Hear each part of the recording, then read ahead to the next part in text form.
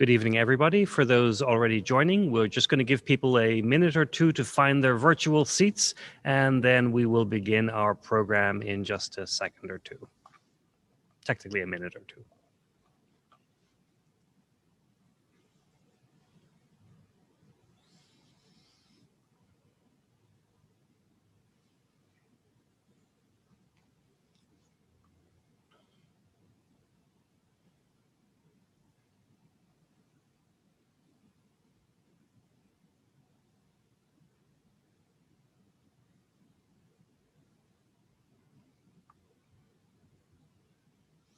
Good evening and welcome to your library. I'm David Leonard, president of the Boston Public Library and host for our Arc of History series.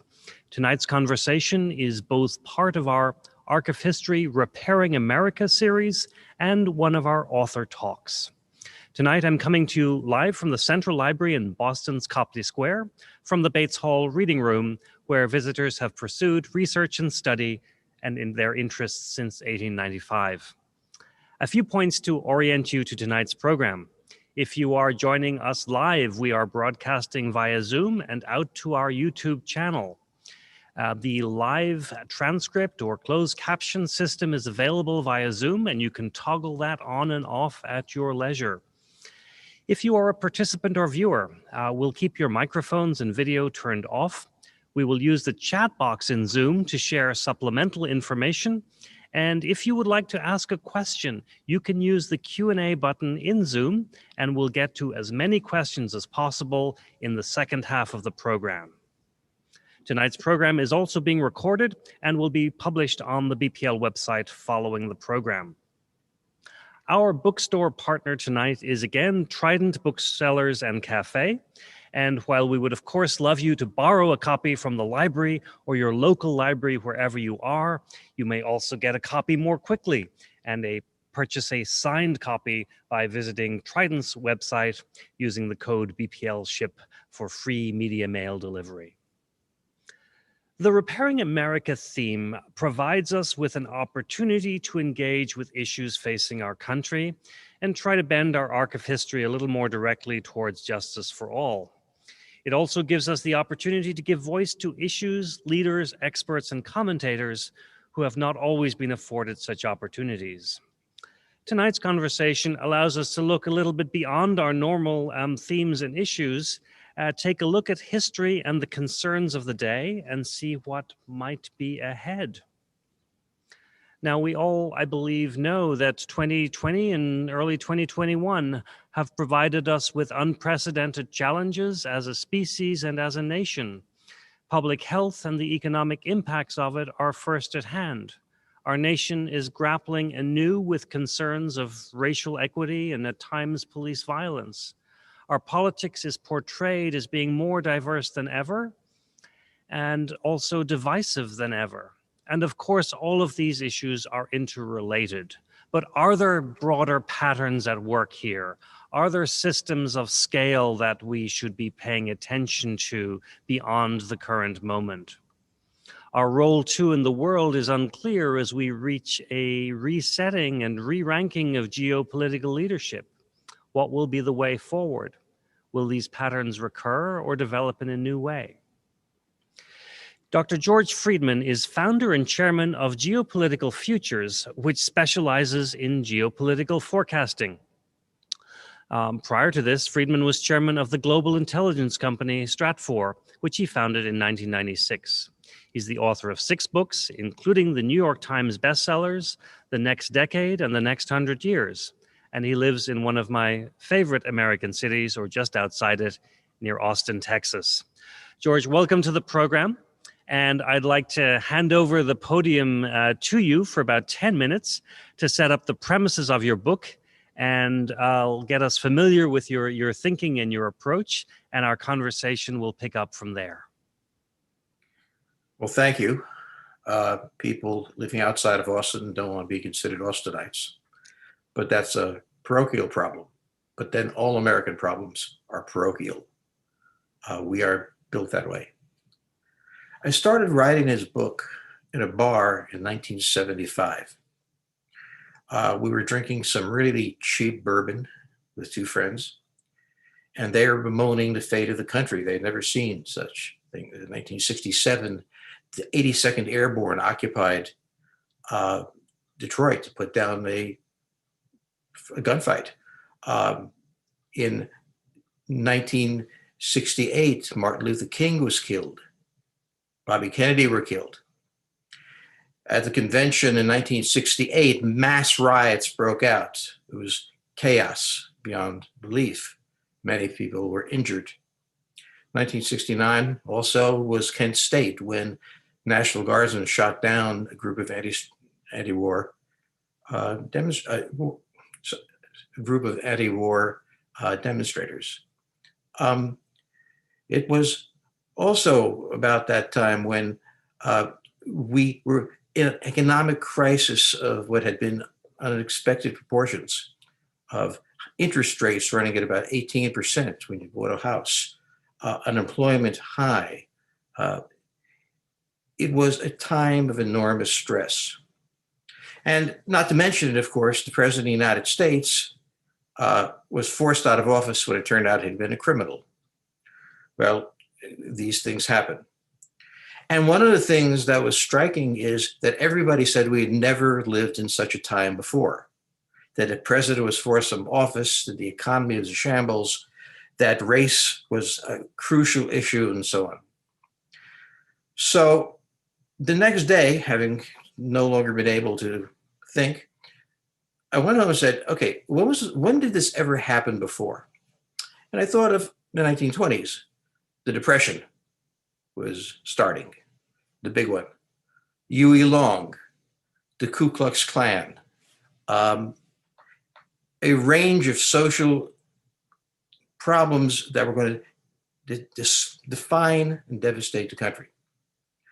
That was a period with extraordinary pain. 50 years before that, Rutherford B. Hayes, whom you probably never heard of, but is extremely important because he introduced the gold standard and kicked off the Industrial Revolution in the United States.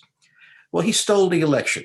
There used to be some debate over this, but at this point, historians are pretty sure, he stole it by manipulating the Electoral College. Now, that was unheard of and still unheard of. But when you look at that, okay, you see a pattern emerging. 50 years before that, Andrew Jackson ran against John Quincy Adams. John Quincy Adams clearly stole the election by forcing it into the House of Representatives, where he controlled enough votes to force him out. Then Jackson came back. And during this time was a time of enormous economic upset because the United States owed huge amounts of money to its own public in Europe from the revolution and had no way of paying it back. And because hordes of westernizing pioneers wanted land and couldn't buy it because the banking system was so rigged against them, there was no chance. So I noticed something interesting. First is that we always think we live in the worst time. Nothing could be worse than what we had seen in 1975. Rarely is it the worst time. We keep doing it to ourselves.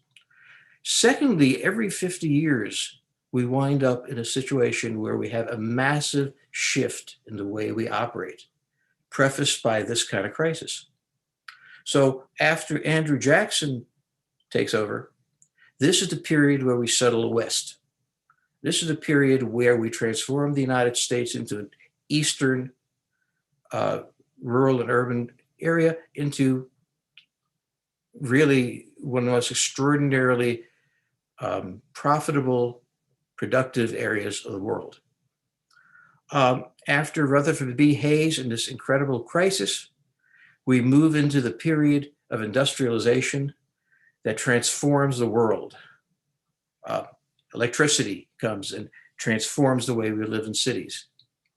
Railroads are there and transform how we there's an enormous shift taking place. Then we come into the period after the chaos of, let's say, Franklin Roosevelt. The president who comes in immediately after the crisis has the job of calming things down. Well, they had a very hard time calming things down. It was not until after World War II they calmed down, and then we entered a period of enormous prosperity. The period of the 50s and 60s, this was enormously prosperous time. Well, after Richard Nixon, who was clearly a failed president, we had Gerald Ford, who wasn't there long enough to fail, but didn't do pretty well either. Then we had Jimmy Carter, who tried to apply Roosevelt's solution of cutting taxes for the poor to everyone. And to do that meant that he reduced the amount of capital available for investment. And as a result, this was the time that General Motors, Chrysler, Ford went through their first major crushing crisis. What happens after this is a break, a new president. None of these presidents knew what they were going to do when they took office. They were forced by events to do them. And that was Ronald Reagan, who did the unthinkable of cutting taxes on the rich in order to find investment capital, in order to have money to rebuild the infrastructure of our economy, and also to invest in things like Microsoft or Apple, to kick off the transformation of American society by having the money available to do it. Had he not done this outrageous thing, the ability to invest would have been constrained and America wouldn't have grown, but it did. So I looked at this thing again in 2015, because I realized that we're about to enter the end of the cycle, that the period that we had been in had run its course, and it was time for a really bad president to emerge. And I started writing again in 2015. And what I said was that the 2020s, particularly the early 2020s, were going to be a time of incredible pain, unease, and instability, which we got, COVID not adding to it. Leave that aside. So we have a pattern and other patterns that we can talk about later that define how the United States works. The question is, how can it do this? It's important to begin by understanding the United States is unique. It is an invented country. It is a country that did not exist really at the time of the revolution. There were maybe 1 million people here. And it was a country that was defined by a committee, the Constitutional Congress, Constitutional Gathering. And it created a system that was inherently resilient. It would go through periods of difficulty, but would resolve for one crucial reason. The government was not all that important. The founders did not believe that you could trust government, because people who wish to be governors usually want power, and people who want power usually shouldn't rule. So they surrounded it with two parliaments, a Supreme Court with enormous power, federal judges all over the place, and created a system of paralysis.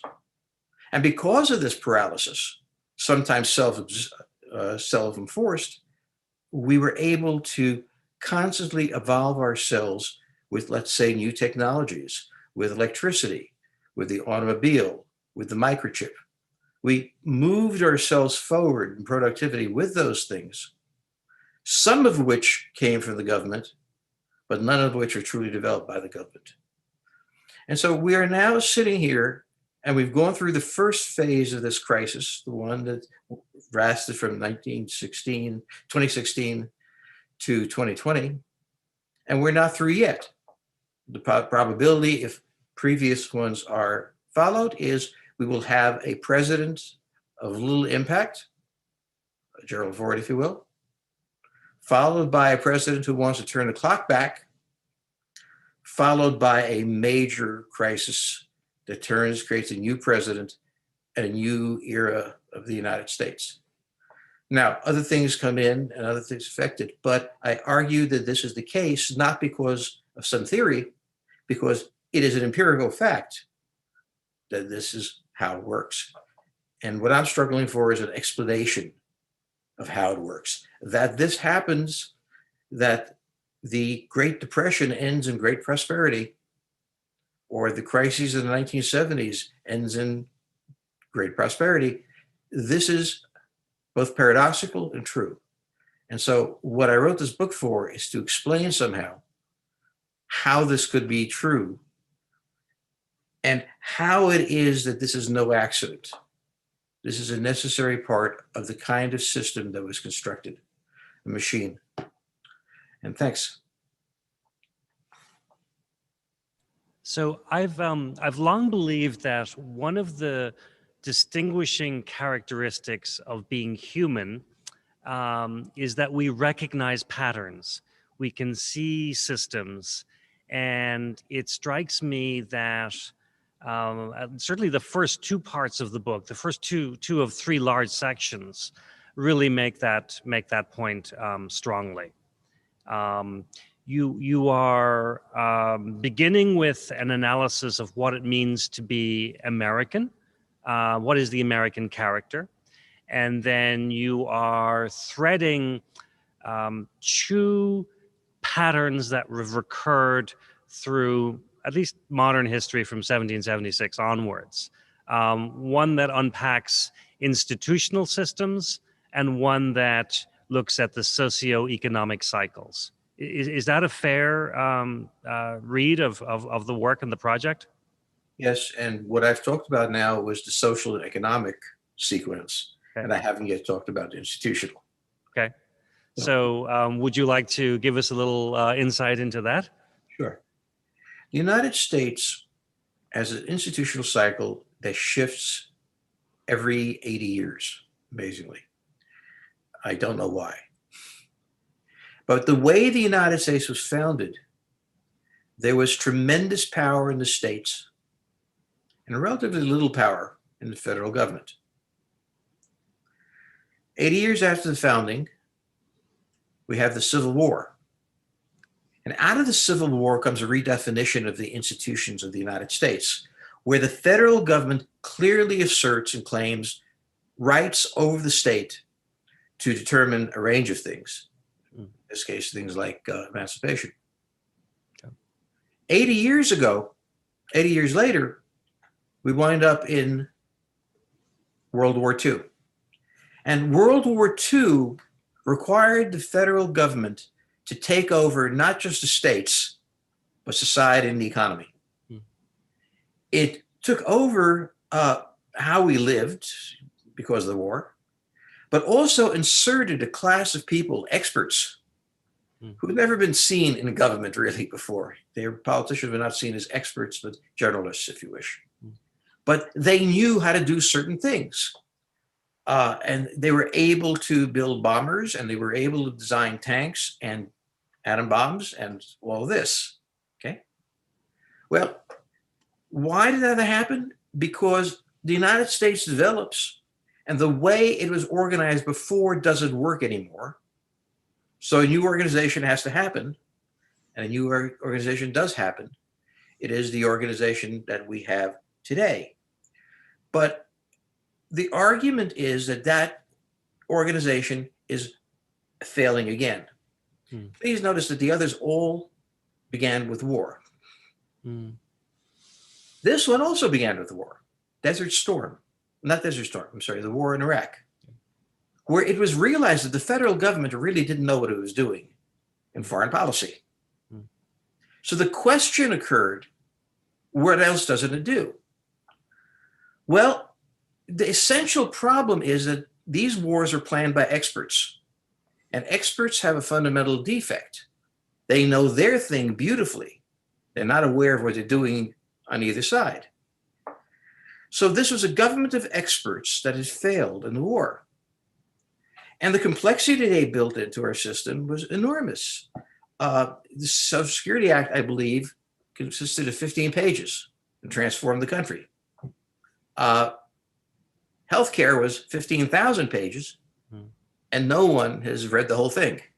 We're pretty sure we know what it says, and the complexity that grows. But there's one other thing that happened. We can no longer petition the government, something that is contained in the First Amendment and is not taken seriously. One of the rights we have is to petition our government. That means that if you feel that your Social Security check is wrong, you can go in and petition the government by calling the clerk. But the experts who wrote the rules did not give that clerk the right to make a decision. So you have the right to petition it, but you should not have any expectation of being heard unless you're a large corporation, in which case you have lobbyists. So this system is not working, and you saw it in COVID.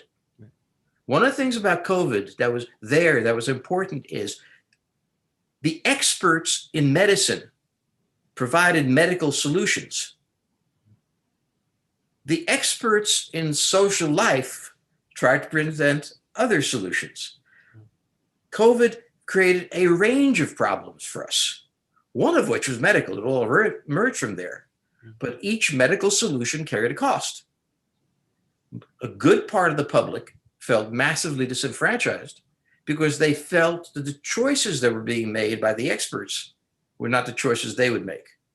They may be right, they may be wrong, but the view was that the government itself no longer functions in the interest of the people, but of their experts. And we're now moving into the next phase, 80 years after, in which we have to take a look at our government one more time, because the government of experts that won World War II and gave us this vast prosperity in the past 80 years, when they had to handle the crisis that hit us at that moment, both in Iraq and in COVID, really just couldn't handle the complexity, because the complexity did not require experts, it required breadth. And that's where we are now with two crises at the same time. And I think I remember reading in the book that one way to understand this distinction is asking whether a part of government is really just set up to execute the rules, or is it set up to respect what the intent of those rules and policies and laws may have been to begin with? And it seems to me that you're suggesting that one good thing that may come out of this crisis is that we can move more towards the intentional execution rather than simply by the book and by the rules. And more important, the unexpected consequences. The agility to be able to do something about unexpected consequences. To have someone whose job it is not to be head of medical, but a head of COVID. Right. And the head of COVID responsible for education, responsible for all sorts of other things. Mm-hmm. So in the social crisis that we have today, part of it is this institutional crisis. Right. And there are those who are very comfortable with what has been done. Mm. There's a huge part of the American public who very much is appalled by it. Right. Naturally, since we're Americans, we hold each other in complete contempt. Mm. So naturally, those who think that Dr. Fauci is not a good man, naturally they regard anybody who does do that engaged in some sort of conspiracy. Mm. Anyone who has a dispute to have with this system is regarded by the other group as being know-nothings and dangerous and people. So when the governor of Texas ended all rules, he had very good reasons why he felt he had to do this. It was called democracy. And the people who supported this didn't feel that the risks that were being imposed were that bad. Well, we can have a long discussion of it, but the discussion that was supposed to be part of American life is now aborted by ex cathedra announcements by the government. So are you giving us really a diagnosis of the current moment because it's a clash of this institutional cycle and a clash of the socioeconomic world or the socio-political world in some ways? Well, what I'm looking at is this. The solution to World War II was a massive intrusion of the federal government into what had been private life. Mm. Okay? The United States is much larger and much more diverse than it was at the beginning of that period. The ability of a government to do that effectively with all of the different variables, well, you see the unhappiness in there. We go back to the beginning now of the founding, Sure. which really didn't have a lot of confidence in government. And so at this point, what happens is that even the government is paralyzed by expertise. Mm-hmm. You know, if the doctor says, this is what you've got to do, you're going to do it, and you're irresponsible if you don't. Fair enough. In most cases, a good idea. But what if you overlook something? How does that get into it? It gets into it by battling. And that gives us the sense of, you know, COVID is interesting because certainly I had no idea that it was coming. But it gave us a chance to take a look of how we handle extraordinary problems in our time. And the problem here is we create a massive division in the society because there are multiple ways to do it. And when you say there are multiple ways to do it, you're demonized. When you say this is the only way to do it, you're demonized. So we're at that point. Let's pull back up a little bit, because I think one of the meta points, if you will, one of the bigger points here is that even though we're going through these cycles, the core of what it means to be an American nation, with a modern American nation. Obviously, there were peoples here before the current period. The land was here before the current period, but I think you're saying that the experiment is essentially working because these patterns are repeating themselves. Well, first of all, think of our lives today and think of our lives 100 years ago. Of course, for some, 100 years ago was good. Yeah. But we have an enormous number of possibilities and capabilities, from technical to intellectual and so on, a range of things. So in that sense, clearly this is working. Now, if you built an engine, it would have to cycle. An engine does not run at full blast.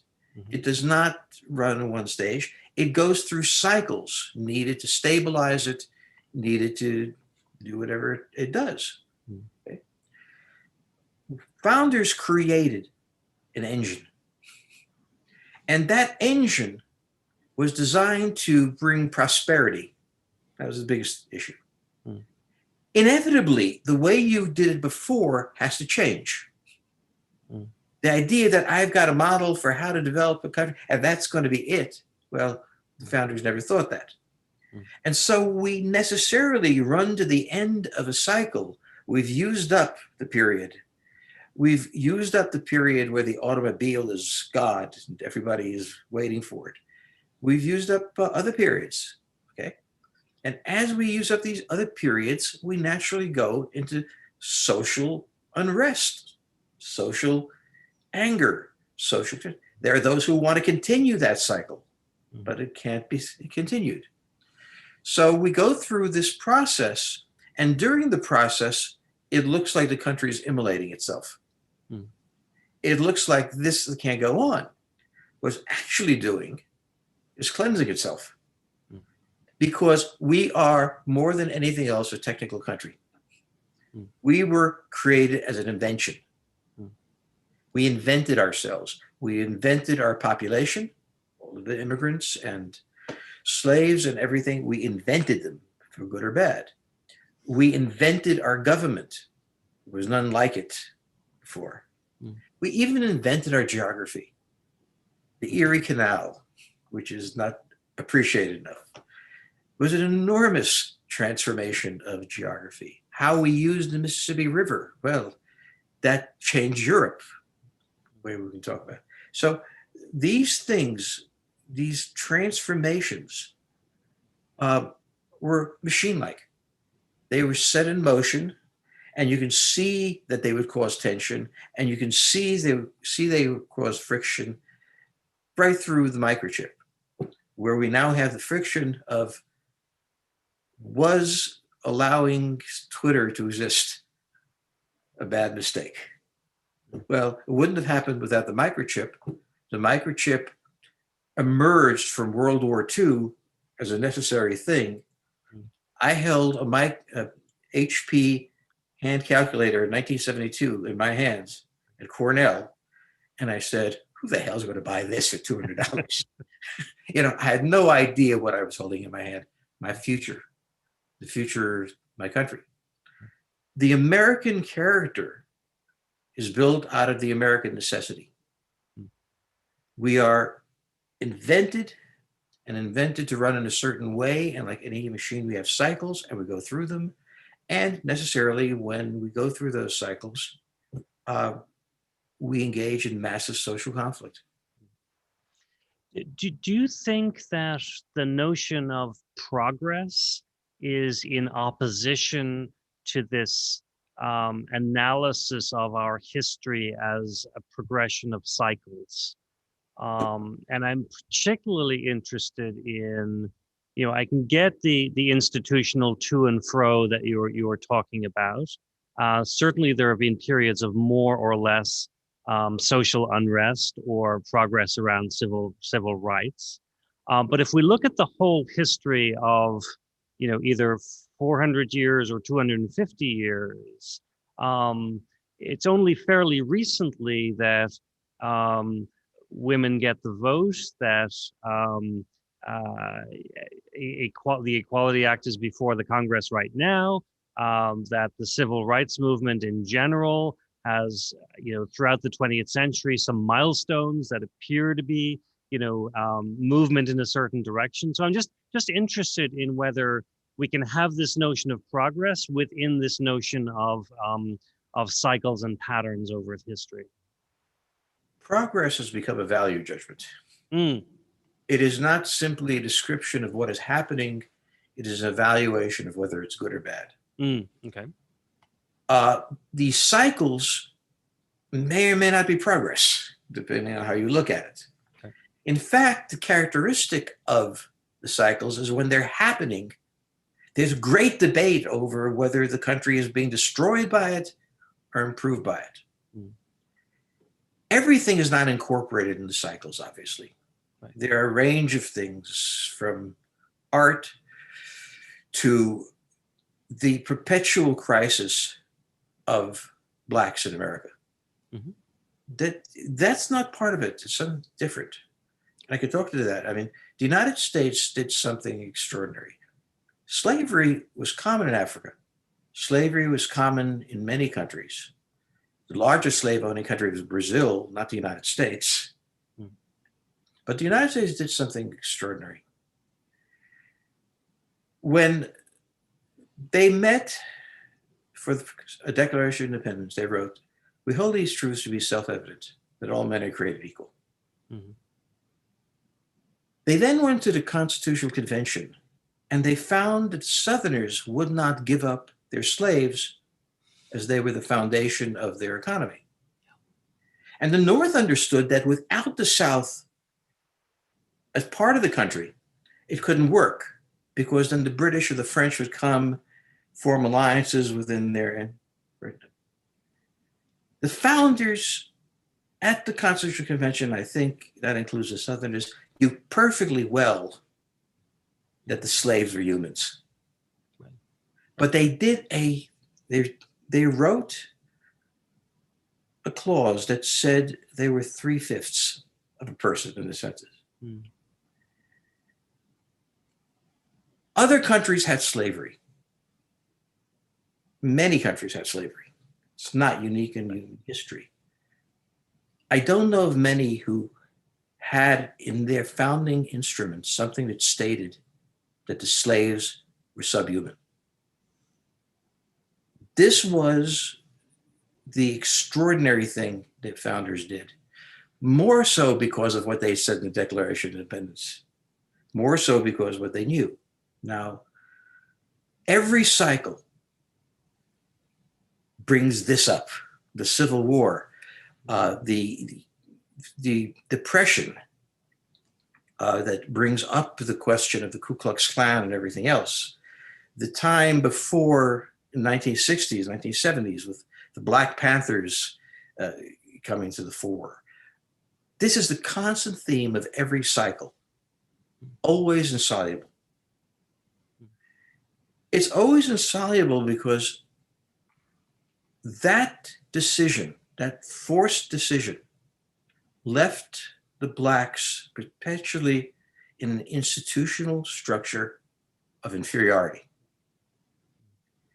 Yeah, it's always good to say, hey, that's gone, but it's not. And that's one of the important things to understand that stands outside the cycles. They're embedded in the cycles, they show up in the cycles, they show the hand most crucially. But we have addressed the question, obviously, after the Civil War about the humanity of Blacks, but really in that Constitution, it was written wonderfully, but included the notion of the inhumanity of Blacks. And that was a huge change. And that's why I say, do we make progress on that? Well, that's separate. And that's why I wanted to bring that up.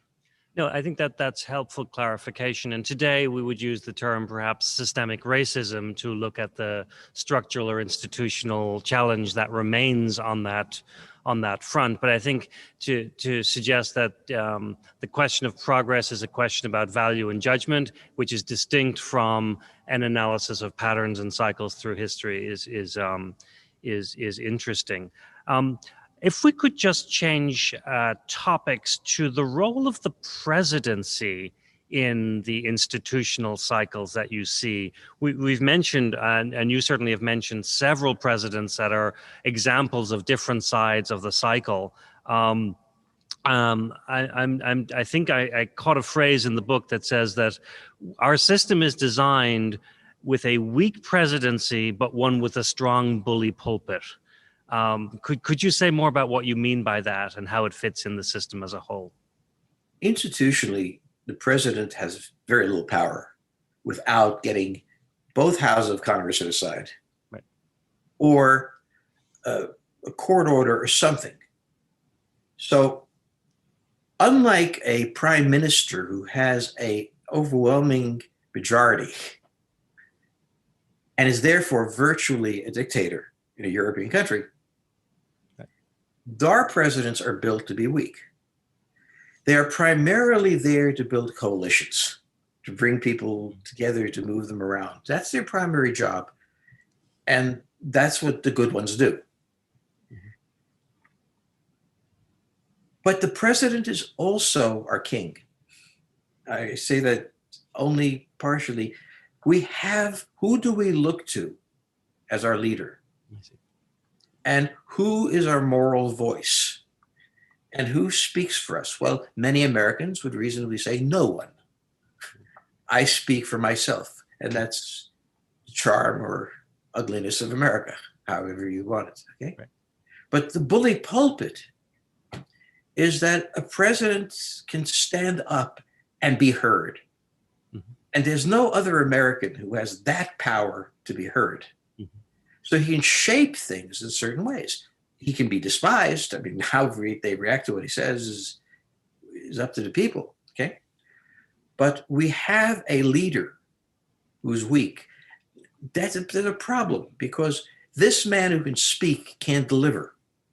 He now has to sit down and make deals, all sorts of corrupt deals with various people to get this done. On the other hand, his voice is not the voice of God. And that's what the founders wanted to avoid. And so we created a very strange system of government.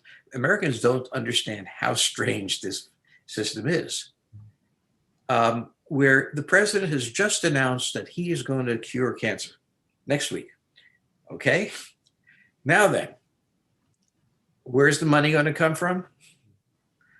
What about the rights of various groups that are going to be taken to Congress, which are they going to go first or not? They're going to go to the Supreme Court. Okay. The president will be constantly overwhelmed by this. Healthcare. President Obama spent years trying to make it. And by the time he was done, it didn't look like anything he had in mind. Well, that's right. The desire is not that the president, what the president has in mind, rules. The idea is that that the people rule. And we are a large but obnoxious people, someone said. That is, yeah, we all speak, we don't speak with one voice. The president speaks with one voice, but sometimes he loses the election. And at this moment in time, we also have a Senate and Congress that is very closely divided, and certainly the pundits would suggest that there's very little evidence of real bipartisanship, which is allegedly at a different level of tenor than it has been at some point. So does that give us a weaker Congress, or does that give us something that too is an example of the system working as designed? It was exactly why they have two houses. The president wanted to make it very hard to pass legislation. The founders wanted to make it very hard to pass legislation. How much harder can you have? Who else has two parliaments? They wanted to protect the public and the private life against government projects. And, they've got it and they pay the price.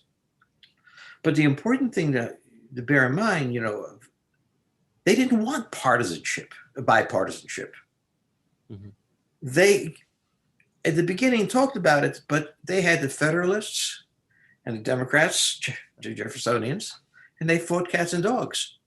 And it paralyzed things. That was good. The only place we ever had true bipartisanship was during the Cold War, when we used to say that foreign policy, that debate ends at the border. Right. At the border. And we did have it. We had a general consensus that there was an enormous danger and that the president was responsible for managing it and so on. When the Cold War ended, we kind of lost that, okay? Where foreign policy kind of sloped back into nothingness on the one hand, or an area of debate. Okay, so understanding the intent of the founders, this shouldn't bother anybody. Right. And honestly, in light of the 9/11 tragedies, there was, for better or worse, a sense of unity in respect of that. So it's almost like it requires an existential threat to unify opposing sides within our government. And that's exactly what they wanted. In the event of an existential threat, the president is commander-in-chief. There should be a declaration of war, which we've gone by, and that we went by because of Harry Truman. Harry Truman wanted to go to war in Korea. He didn't know if he was going to get the votes or not. Probably not. So he said, "We're a member of the United Nations. We agreed to that. Right. Therefore, if the United Nations goes to war, we go to war." And since then, there has never been another declaration of war, in spite of long periods of war. And this is another institutional problem, because by not having that, there's not a signal to the public that this is different now. Okay? And the public doesn't get a chance to agree or disagree through their senators and congressmen over whether it happens. And so we had the unity in World War II, but we really never had it after that, because a crucial element of the Constitution was discarded. Now, the book ends really within the before the election. I think you finished it before the election. So we don't in the book have your thoughts on what happens next. It wasn't clear at the time of, I think you're writing in the introduction, that whether Trump would get a second term or not. But you do articulate that there's a sequencing to the next sets of presidents in terms of the type of leader, the type of accomplishments that emerge. And I'm just wondering if you is it too soon to know if we're getting a Ford or Coolidge in this post-Trump Biden administration? Well, first, I think it's very important to understand the election solved nothing. This country is deeply divided, Mhm. and worse, mutually contentious. Mhm. Those who support Biden don't understand and can't understand those who support Trump, and vice versa. Mhm. So, what came out of the election was what was there before, a country divided. Okay. Now, the next president has to be someone who tries to calm the spirit. Right. He does that by doing little. Mhm. So when Gerald Ford announced his Great American Nightmare is over, okay, he then proceeded to do little. Mhm. He'll do little because he can't do much. Mhm. 50-50 split in the Senate. Right. Normally, by the normal numbers, the Democrats will lose control of the House in the next election. Maybe it'll happen, maybe not. But you look at so what kind of president we're going to have? I mean, this could be the most activist, get something done guy. He can't. Mhm. So the best thing to have is somebody who can live with getting little done. Mhm. And you look at what happened with Carter and with Ford, okay, and you look at what happened when you wound up with Coolidge and Hoover and stuff. You see the kinds of presidents that take place at the transition point. Mhm. They're not activist presidents. And if Mhm. they are, they're crushed by the realities. Mhm. So the expectation that I have, simply based on what happened in the past, is that Biden is going to be a president who will speak greatly and carry a small stick. Mhm. I mean, he's got a small stick. And over time, disappointment in him will cut in. They didn't do more. And the fact that he couldn't do more is not going to be in anybody's mind. And so an election will be held, which sometimes, in this case, means a Republican will come in after him Mhm. because he didn't get anything done. And that Republican can't get anything done. Plus, he has no idea what to do. The situations require something really different. And you've got to have a guy there who really wants to do something different. And we won't have him. And then the situation gets so difficult, so tense that something has to change. And then the next president comes in. Mhm. And he comes in. Ronald Reagan had no idea what he was going to do when he took office. Mhm. But the office forced him. And so that's what I see, happening. This is going to be like the 70s, a not particularly happy time. Yeah. So by tracing this model out, your suggestion is that it will be 2026 or 2030 before we have a more major shift that starts the next cycle or delivers prosperity or fill in the blank. Well, that recognizes that the current system is no longer working Uh-huh. and starts allowing the machine to evolve. Okay. And that'll be 2028 by past. I'm going off of past stuff here. Sure. 2028 would be the likely time. And he will come in like Reagan and really Roosevelt, who had no idea what he was going to do when he took office. He'll come in confused, and then pressures will emerge in him, and he will have the one virtue of having the ability to act because he was brought in with a Congress that wanted to. And so we'll see. Now, there's one other dimension and I'll start taking audience questions after this question, but there's something about the current moment that I think you're stating is unique because we have these two cycles, and both of them are at this moment looking for the transition to their next stage, pretty much at the same time, both on the institutional governmental focus level but also on the socioeconomic, societal level as well. It is the first time that's happened in American history. One could say that it should make everything worse, but I have no evidence to do that. It's just about as bad as ever. I think they also have things in common.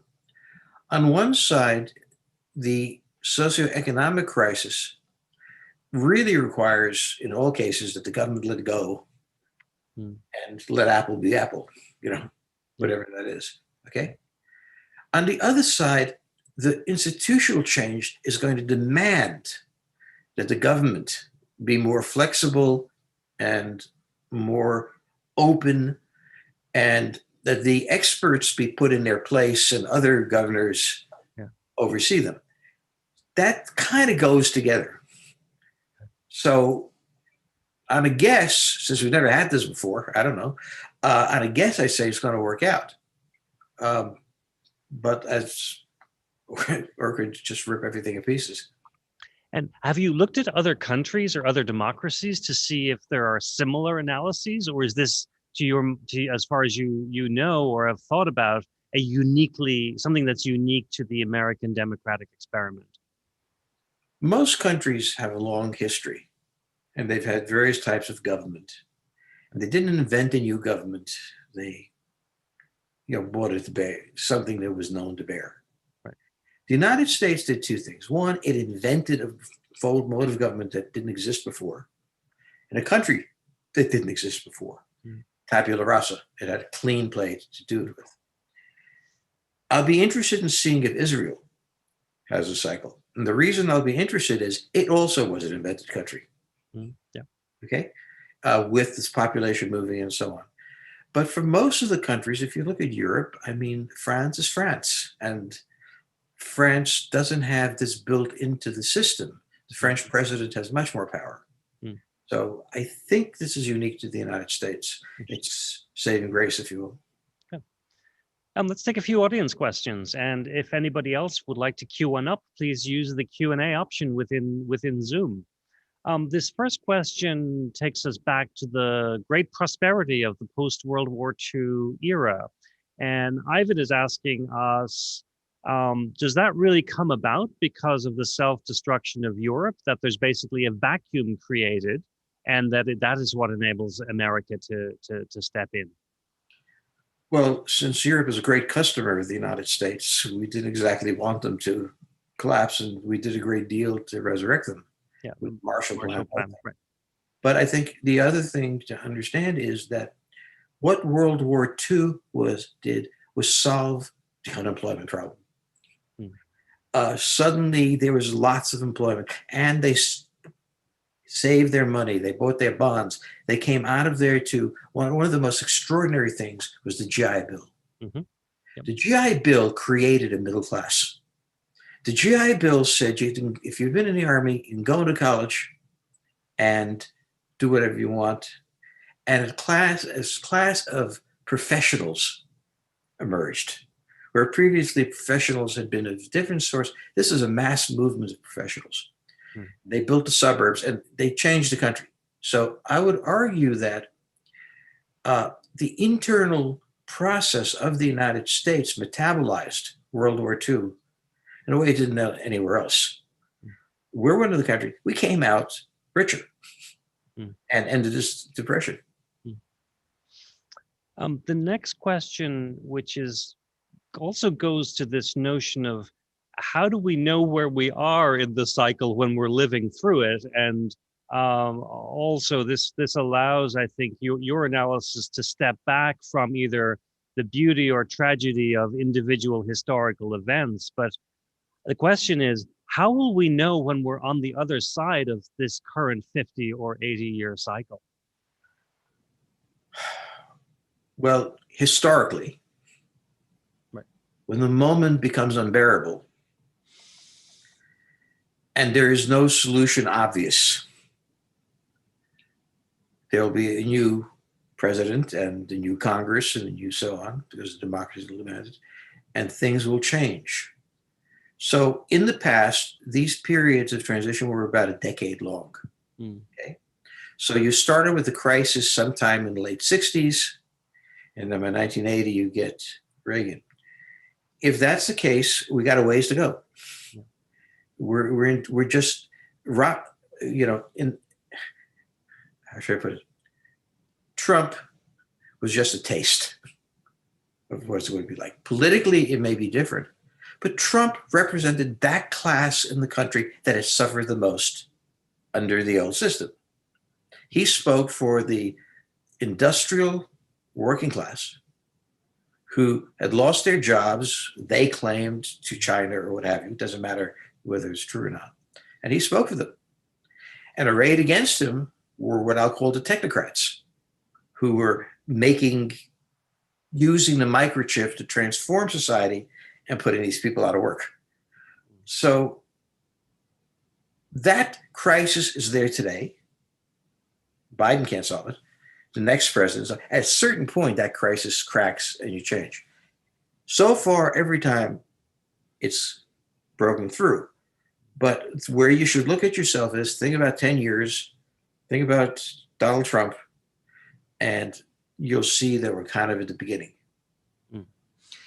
So among the different social ills to select, it's the economic disenfranchisement of the previous manufacturing workers that you see as the trigger for this period we're in. Sure. So Roosevelt destroyed small town America in a way. Didn't destroy it. It was still there, but it was no longer the heart, the urban industrial. The microchip was the foundation of the new era, the Reagan era, if you will. It was the foundation and it had a massive negative effect on old industries. It always happens. Incidentally, I should point out that the microchip is no longer high tech. Microchip is now 50 years old, same age as the car was in 1965. And you can do that with technology and look at it and say, look, basically individual productivity is falling. It's no longer surging on it. There are still massively great things to be done with it, but it transformed. Its work has been done. And so in the next cycle, something else comes along and the shape of America takes place. This is how the machine works. Is there, and this is another anonymous question, but is there something that we as a society should be doing to reduce harm during these periods of transition or chaos? Yes, there is, but nobody agrees on what it is. One of the characteristics of our time is you've got half the country demanding that Trump's policy be followed. The other half of the society saying, my God, if anything we do, don't do it. This is a time when there is no consensus and there's no engineering project. You just work your way through it. And the problem is that how do you cushion this? How could you have cushioned the economic crisis in the 1970s? Those of you who remember it. There was real arguments over what to do, as there are today. And one of the characteristics of its autonomousness is the paralysis of the citizenry in debate with each other. When we talk about politics these days, it's loathing of the other side. Which we have seen at different points in history as well. Yeah, I mean, that's not new. It's just unpleasant. But it really comes from very deep interests and very deep needs and a lack of mutual respect, which is what you get at this time. And so let me ask this question. This is from Krista. There are also others who have suffered economically and in many other ways that Trump most definitely did not speak for. How do we ensure those voices are part of the diagnosis, if you will, of the current moment? Well, it depends on their sizes. I mean, the problem is voices here get lost in the cacophony. They're poor, but he spoke to a certain class in the same way that Reagan spoke for the professional suburban class and Roosevelt spoke for the industrial working class. Mm. Okay. So there's a powerful class that emerges, not necessarily the richest, but the most powerful. Mm. So in this sort of situation, a lot of things get lost. Yeah. There has to be a coalition, but it's very hard to do it. In a certain sense, this is a tragedy of America. But out of the tragedy comes the next thing. Mm. So if you value the microchip world, pity the loss of jobs in the 1970s, of which there were a lot. They emerged together. And what I'm saying is not celebrating America per se, is what I want you to understand. Mm. I'm saying it's a fairly impressive machine, but it hurts. Let's take the next question here. So let me put a long question here. In several wars past, the U.S. started mobilizing late. This tends to be the case when, say, for example, a dictator can build an army quickly, while our Congress or Britain's Parliament has, more democratic interests at heart, and then ultimately moves. What are your thoughts on how the conflicts with China, which to date are largely economic, how does all of that put together, and does the paradigm change, or does the current paradigm continue? Okay, well, now I'm out of the book, but in my field. I regard China as an inherently weak country. It has an alliance facing it of Japan, South Korea, Taiwan, the Philippines, Indonesia, Vietnam, India, and Australia. Mm. It has absolutely no alliance. Mm. Okay, so even the Soviet Union. So I look at this the way I looked at the Cold War. Yeah. The Russians at least had the buffer, if not the enthusiasm, of Poland and the Eastern Bloc. Yeah. The alliance that we have, by the way, they have $14 trillion in GDP. Mm-hmm. The alliance has $33 trillion. Mm. In other words, it is economically larger, hostile to China, and it creates a situation where there are choke points for Chinese vessels to get out. Mm. Now, the terror of China is we're going to blockade their ports, which we don't really want to, but if we did, we'd strangle them. But I don't regard the Chinese challenge the way others do. If I take a look at the forces arrayed against them, okay, and the reason that China hasn't actually done something militarily is because it doesn't want to. It's afraid to. So the question of, is the United States prepared to deal with the Chinese? Well, here's the way I would put it. We spend, as Americans, too much time thinking about hardware. We thought the Soviet Union was incredibly powerful because they counted all their tanks. Nobody counted their drunken men. They just counted, I say that literally. We found out that they were drunk. They were not serious. The Chinese Navy has never fought a battle. The only battle China ever fought in sea was 1895, and they got killed by the Japanese. War is far more than hardware. It is commanders and troops that are ready for war or have institutional memories, as the United States has, about wars and how to handle them. The Chinese are cautious because they've got some hardware, but do they have troops that know how to take casualties? They don't, they're not sure. And so I would argue not to dismiss your question, because I think America has frequently been behind. We're okay in the Chinese case. Yeah. Interesting. And I'm going to resist taking us into too much of the global power conversations, because the book is really focused on American democracy and the experiment and the notions of system that your analysis allows us to look at here. COVID started as you were finishing the book, and this has been certainly a huge challenge for us. We've lost so many lives. Um, do you have a good government response to COVID that or what that would have looked like in your mind? Yeah, but nobody will like it. It's like this. There are many deaths, but most occur statistically in those 65 and over. Yep. It was essential that those 65 and over be protected. And money Mm. spent to make sure that they were protected. But as you go down the line, the death rate is much, much lower. Mm.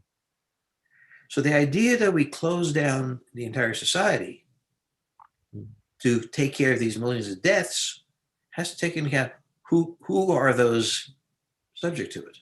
Yeah.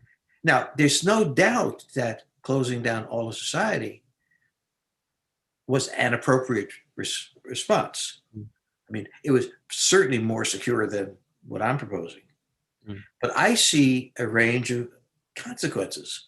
So, for example, families' violence has soared. Okay? You can imagine why. Children have not seen other children. These are important things, but not medical. So, yes, I do think there was another approach to be taken. Mm. It had higher risk, but at the same time, it took care of some of the peripheral issues. Mm. But nobody likes it when I say this. Well, again, it's always difficult to be doing historical analysis as one lives through it. These are many questions that I think we'll be perhaps even better prepared to pick up in years to come. Um, are there lasting impacts of COVID for the U.S., for American democracy? Yes, I think we'll never have this response to a disease. Look, we've had diphtheria, we've had polio, we've had others, okay? In the polio crisis, when I was a small child, my parents were terrified that I'd get it. But life went on. We went to the beach, and so on. Mm. We have a need in America for this notion of zero risk. Even though we don't have zero risk, every time you get in your car, you take a risk. Right. But there's something that emerged in the last 15, 20 years as part of the cycle as zero risk. We got to mitigate it all risk. There's got to be a definition of tolerable risk. Now, I asked us, Dr. Fauci, there is no tolerable risk. Anything you can get rid of, you get rid of. Now, what is a tolerable risk? Well, that becomes an interesting question. But we have to remember something. Our response to COVID has never happened in the United States, in spite of many diseases. Mm. Okay? It didn't happen. They didn't shut down the whole country. Mm. Now, I know why they did, but I'm not sure it was an ideal choice. Mm. Okay. I've just lost one more question. Yes. And certainly, historically, when we refer to the president, we use he because we've only had male presidents. This question is, do you think in this next cycle, we have the possibility of electing a female president? I'd be very surprised if we didn't. I mean, there's no reason not to have female presidents. I mean, Mhm. Nancy Pelosi scares me, but she is one hell of a speaker in the House. I mean, women are. The issue was never female competence. Right. The issue was a very deep trans-American view of the relationship between men and women. Mm. Mm. And they see no reason. I'll bet good money that we'll have a female president. Good. Sharon asks if you would comment, and I think we hinted at this, although we didn't actually tackle this specifically, but the events of January 6th at the Capitol, what sort of symptom are these telling us in terms of where we are in the cycle and in the transition? Is this institutional cycle coming to an end? Is this socio-political cycle coming to an end? Is it a little of both? Well, I would argue that that event has to be taken in light of, say, Portland yesterday, where there were riots. We have become violent. But if we remember in the 1960s and 70s, riots broke out in many cities, frequently over race issues, but in other issues as well. If you go back to the bonus marchers, ex-soldiers who wanted their bonuses that were crushed by the army, that was there. So violence in the United States is not unique, right? What was unique and stunning to me was attacking the Capitol of the United States. There are many things that happened in the past year that stunned me. The murder by police of people, the professor friend I have was giving a speech, and when he came out, he was hit in the head by a blunt instrument because somebody disagreed with him. We're in a bad time, okay? And each side will pick the other side's, violation of decency as central and much worse than before. So one of the things I got from a lot of readers was,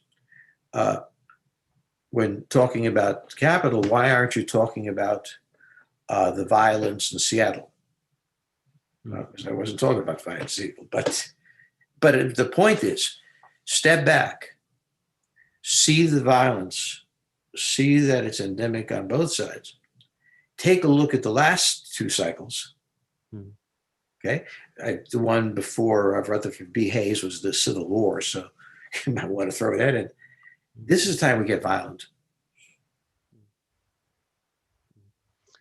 The last section of your book talks about forecasts for the future and picks up a few themes that we should be thinking about as we move forward into whatever comes next. I was particularly struck that technology and education shape really the opportunity and challenge that you see ahead. And I'm wondering if you would close with a few thoughts around technology and education as challenge and opportunity going forward. Well, if we take a look at each cycle, it's driven by a technology. There are other parts to it. So this cycle that we're ending now was driven by the microchip. It enabled everything else. The other cycle, the Roosevelt cycle, it goes before then, that really was driven by the automobile. The one before that was driven by electricity. The one before that by railroads. The dominant technology is the one that's needed, that socially is needed. When we had factories in cities, we needed electricity so people could see at night and work there. And when we started creating the middle class, the professional middle class, we needed cars to get them to suburbs where they create a new land use pattern. So we needed all of these. So when you look at what we look at next, we have to see, what do we need? Well, the thing that we need the most is medicine. And the reason I say that is not COVID necessarily, but this. People are living much longer than they did. Millennials are having much fewer children.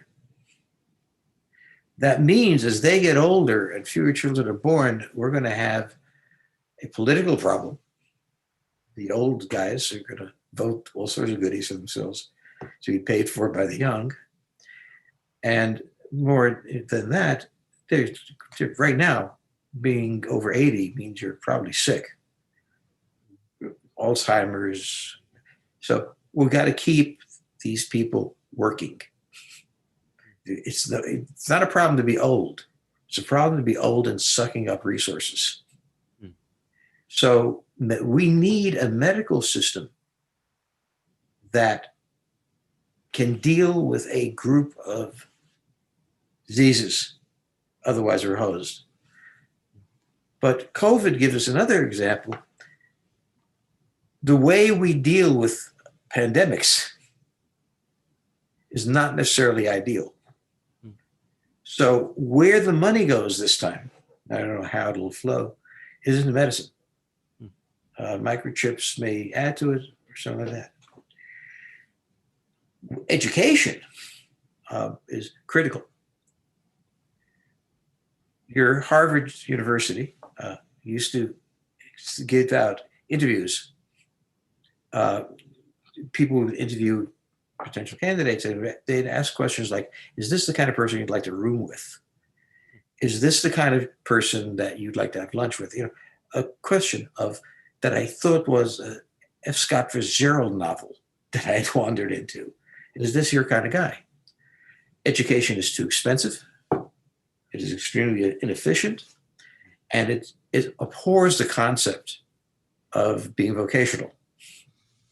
But yes, at these prices, we need our kids to go out and do things. So this will also be a transformation.